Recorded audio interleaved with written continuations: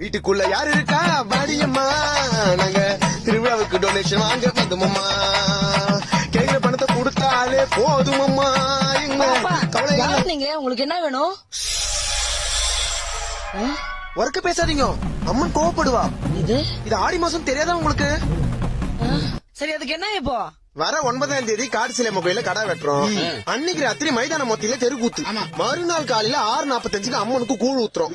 ஊர் முழுக்க 16 தெருவுக்கு சீரியல் லைட், 10 மணிக்கு ரேடியோ செட்டு. கிழக்கு மேற்கு வடக்கு தெற்கு 4 திசையில அம்மன் ஊர்வலம். அந்த தெருவுல அன்னதானம், இந்த தெருவுல ரத்த தானம், விடிய விடிய வான வேடிக்கை.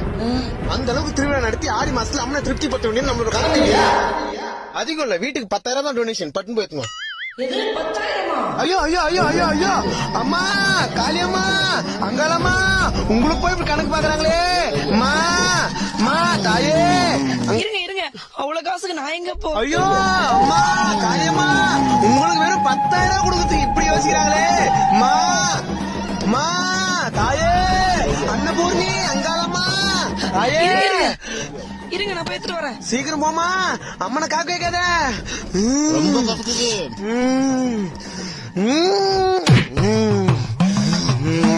தப்பா எடுத்துக்காதீங்க, இப்போதைக்கு 5,000 ரூபாய் தான் இருக்கு. ஐயோ அம்மா காளியம்மா அங்காள பரமேஸ்வரி.